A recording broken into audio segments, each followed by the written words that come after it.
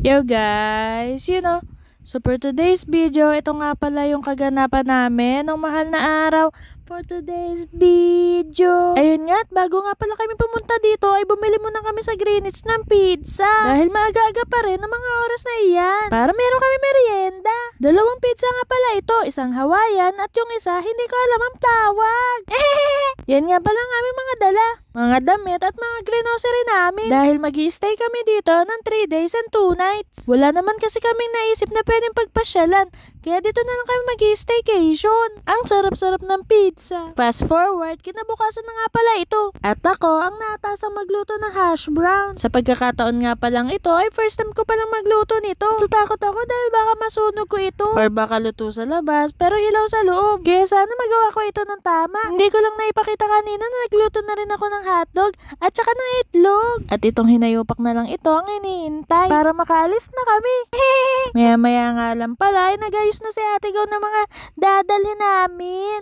At ito nga pala ako, halatang-halatang bagong gising. With matching sunog sa mukha dahil nagdagat nga. Tapos na ang 3 pirasong hash brown at nakasalang na rin yung 3 pa. Pagkatapos nito may 4 pa. Maya-maya nga ay natapos ko ng prituhin lahat at nandito na rin kami sa daan. Dito nga alas 5 pa lang na madaling araw ay umalis na kami para makarating kami na maaga at makahanap kami ng magandang spot sa aming pupuntahan. Fast forward, nandito na rin kami sa farm kung saan may malawak na lupa at may mga baka sa gilid-gilid. Teka, baka ba yun o kalabaw? Basta nalilito ako sa dalawang iyan. Ito nga pala mga pamangkin ko ay excited na. Tapos dito nga pala namin napiling i-park ang aming sasakyan para kung sakaling magpakita ang araw ay hindi kami gaano masisinagan dahil nakaharang ang puno. Ayan nga, nagkainan na rin kami. Naglatag na rin kami dito na parang nagpipiknik lang. Buti na lang din at may mga camping chair ang ate ko. At nagamit namin dito. Napansin ko na parang ang labo ng camera ko kaya pinunasan ko muna ito. Tama nga pala ako nang hinala. Ayan o, ang linaw na ulit. Kitang-kita na rin ang mga kasama ko. At ang sasakyan namin na nakapark dito. Ayan si Gabi sayang-saya. Si Jilla na Treniel nga pala ay tapos nang lumibot sa lupaing ito. At kami dito ay tamang upo lang. Chill-chill lang, ganun. Tapos si Sophie nga pala ay niyaya ng tita Reniel niya na maglibot-libot. Dapat dyan sila pero doon na lang daw sa kabila. Dito nga ay may malapit na kalabaw na nakatali. Medyo natatakot ako sa kanya dahil ang laki. Tapos parang ang sungit pa. Ayan suplado. Kaya hindi ko na lang siya pinansin. Pagbaling ko dito, ang layo na pala nila Ate Sophie. Maya-maya nga lang pala, ay pabalik na rin sila. Zinom ko para makita ko sila. Kaso ang pangit ng pagka-zoom ng cellphone ko. Oh my gulay. Natutunan ko yun kay Ate Sophie at Gabi. Fast forward, nakauwi na kami. At inayos na rin nila ang portable swimming pool. Ayun nga, nakapangligo na si Gabi. At nilalagyan na ng kanyang tita Reniel ng tubig ang pool. Maya-maya nga, ay nandito na rin si Ate Sophie. At nakabihis na rin siya. Tamang laro lang ang mga itik. Ay mali pala. Dito nga parang gusto na rin naming makiligo. Kaso hindi kami magkakasya sa pool. Kaya silang dalawa na lang muna. Maya-maya nga lang pala, ay tapos na maligo si Ate Sophie at nagdodrawing na siya dito. Ang galing-galing talaga niya mag-drawing. Si Ate Gaw dito ay may hinihiwa. Sabay nandito naman si Reniel at si Ate Mali na may ginagawa din. Kasi magla-lunch na kaya inaayos na namin ang aming mga kakainin. Ang lulutuin nga pala ni Reniel ay buttered garlic tahong. Hindi ko alam kung tama ako. Basta ganun ang ingredients.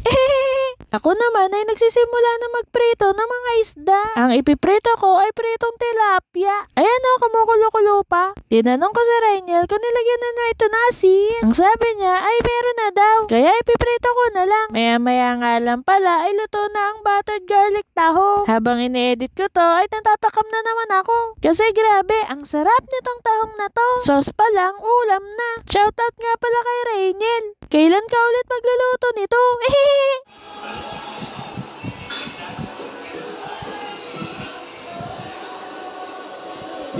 Hintay kami ng kanin.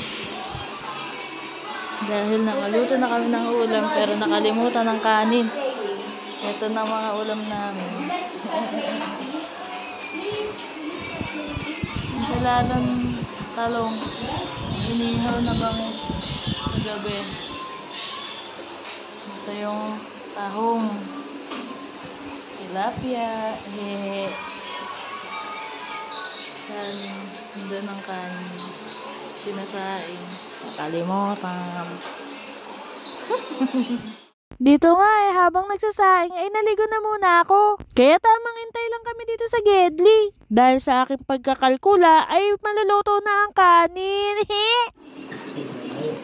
That's it. Nag-ihaw. Nag-tablet. Nagluto ng tahong. Ako nagprito ng tilapia. Nag-iihaw si Julan ng talong tsaka ng bangus. Si Gabi ay nandun sa dulo. Tinitingnan ng swimming pool sa labas. Kain na na. Sa atin man na nagsaing. Ay nako. That's it. Oh. It. Ano to? Talong na may itlog na maalat, nanay. Nanay. Video ko. Oh, what happened? Ano yung remote? Ready na ako na yung remote. Wow, yung bagong nyo. Kain na ako, nakakagutom. Fast forward ay hapon na ng mga oras na ito. At sa akin nakaatas ang magluto ng spaghetti. Kaya ayan at pinapaspasan ko na ang aking pagluluto. Dahil maya maya ay magsisikain na kami. Ito nga nilagay ko na ang hotdog. Dinamihan ko na para masarap. Basta sinama-sama ko na lang lahat ng ingredients. Kasi pagdating naman sa ating mga tiyan ay rambul-rambul na to. Ito nga pala ang finished product. Spaghetti, tapos sinamahan pa namin ng ice cream. At yan lahat ang mga nangyari noong mahal na araw. Bago kami kumain ay nagpicturan muna kami. Family bonding malala. Sayang lang at maraming kulang sa amin. Pero sana sa susunod ay makumpleto na kami. Madaling araw nung umalis kami sa bahay nila. At hindi na namin ginising ang mga bata. Dahil pag ginising pa namin ay baka magsiiyakan pa ang mga iyon. Kaya dito ko na tinatapos tong video na to. Hanggang sa susunod. Paalam, mamamamam.